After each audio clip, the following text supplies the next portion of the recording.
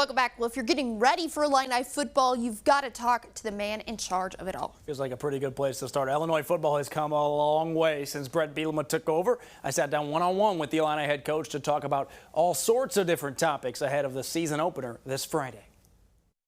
Coach, entering year 5 for you, leading the Illini. I'm curious if we flash you back to when you took this job or when you got here. I told you that the program was going to be in this spot going into year 5. How does that meet, exceed expectations, or how does that line up with where I totally get the question. I guess one of the things that I've done in my job is just I take each year independently from one another. Super excited where we are. I really get excited about where we can go. But, you know, when I started this job with Josh, one of the things he talked about all the time was sustaining success. And, you know, my first year we went to, you know, a 5-7 team that was on the cusp of being in one. Then we won 8 and got to a bowl game and then had a setback of 5, and then last year to get to 10.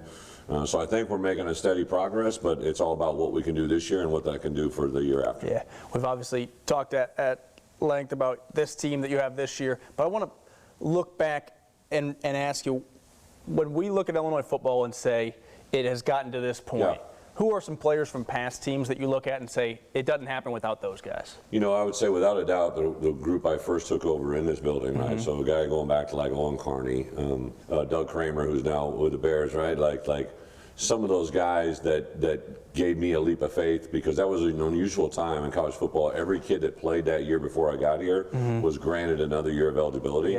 And even though I got 1 year with them and only gave us 5 wins, I still think back to that game on the road at Penn State, knocked off number 7 in the country in 9 overtimes. That didn't happen by chance, right? There was a lot of preparation, a lot of faith and faith. And then some of these guys that are in this building now were guys that watched that as recruits, right? Like Gabe Ackus, and began to see us turn things, right? And then he came in, was a part of that 8-win team, right? That my first winning bowl game season. So there's a lot that has gone into it, but those guys definitely jump out. Has there been a time where you're more excited about showing up to work every day? Because, and I ask that because I think Illinois fans have not hidden from you how grateful they are for what's happening. You know, I got into this business a long time ago not to be a head coach, right? I got into it because I had been really affected by the people I played under, Hayden Fry and his staff, and so I started getting into coaching because I love to have an effect on young people's lives.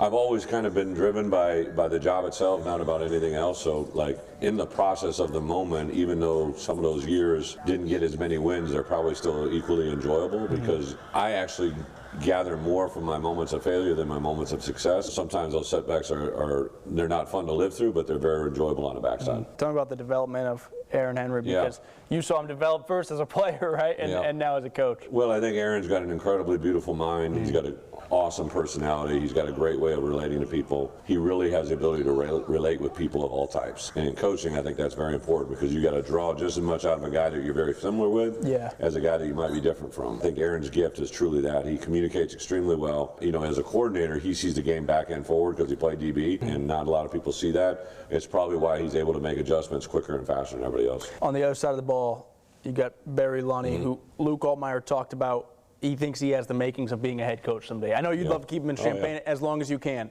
but do you see future of head coaching for Barry Lunny? Coach Lunny, he will get his opportunity, he'll get his moment. What I've tried to do is told him, and he and I meet, I'm going to try to prepare you for when that moment comes, you have success, right? But meanwhile, let's be good at this. You know, Barry sees the game very similar to Aaron. You know, he's a quarterback. So when you play quarterback, you got to see everything. You're involved in protections, but you're involved in the route, right?